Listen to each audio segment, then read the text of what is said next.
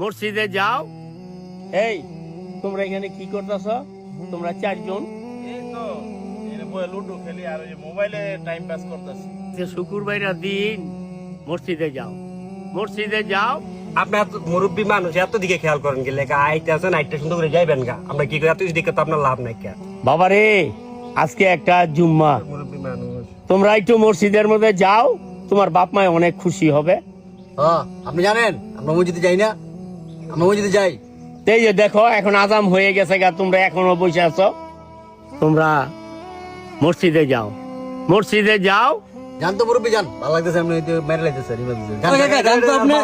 খেলতে আসি একটা ডিস্টার্ব করতে জানতো কাকা।